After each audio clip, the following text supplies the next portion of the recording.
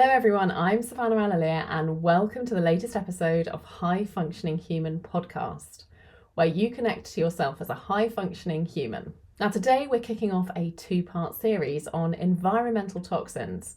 This episode we're going to be talking about external toxins, and in the next episode we're going to start to talk about internal toxins.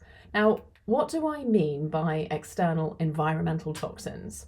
These are the nasties found in your everyday environment outside of your body that can be detrimental to your health.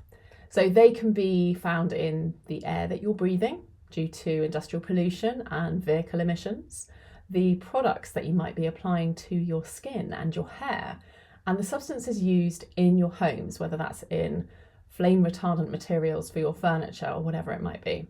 Now, did you know that air pollution contributes to 1 in 10 deaths globally? And in fact, following from blood pressure and smoking, it is the third highest contributor to global fatalities, which is wild, right? When you think of fumes and pollution, you probably think lung conditions like COPD, but this proximity to particulate matter known as PM 2.5 is what's present in traffic fumes. And it's also having serious neurological, even in some people, fatal effects on a huge portion of the population. So did you know that chronic exposure to environmental toxins has been linked to neurological disorders, including reduced cognitive function and an increased risk of neurodegenerative diseases like Alzheimer's?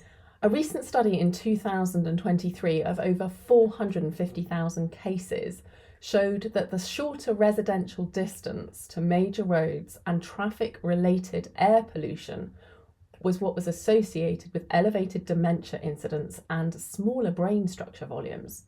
Wow, that's really crazy if you think about that, like people's brains actually being smaller. So even if you live in an area where the air is normally clean, situations like forest fires can drastically impact your exposure to the PM 2.5.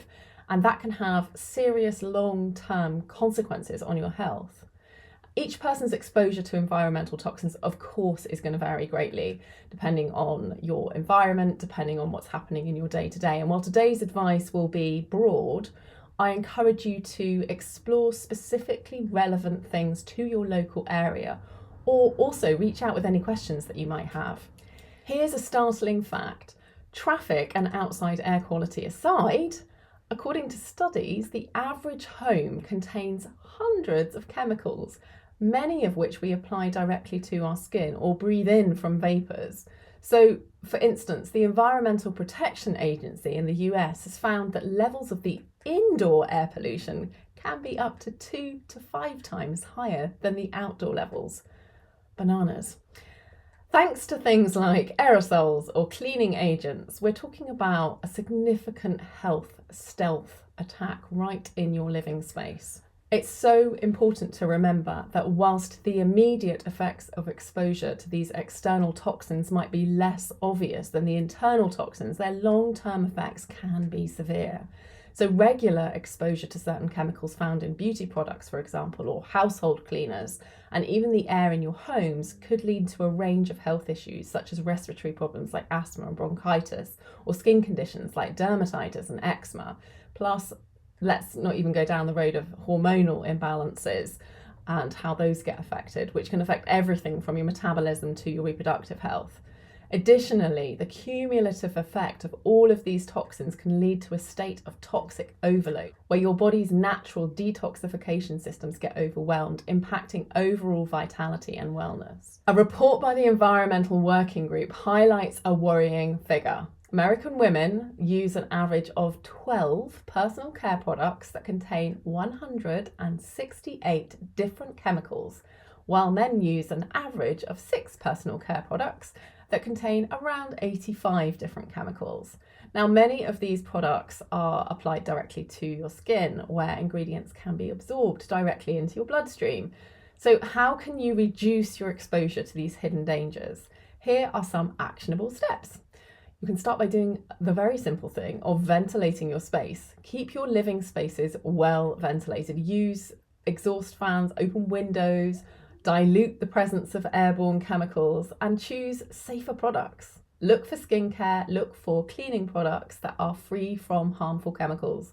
Chemicals like parabens, sulfates, and phthalates. Opt for products labelled as non-toxic or eco-friendly.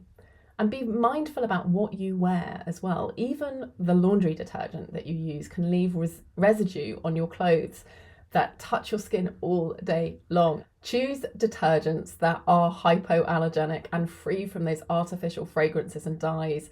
Those are crazy hormone disruptors, like some of the worst things you could use. So make sure that you're picking a good quality detergent. And stay informed. Brands update their formulas often, so stay up to date with the ingredients in the products that you're using. Additionally, I encourage you to support your body's natural detoxification processes with supplements designed to help you clear out toxins. I'll link some of my top picks of those below. So what changes have you made to reduce your exposure to the environmental toxins that you perhaps you're already aware are around, or perhaps you're finding out just now?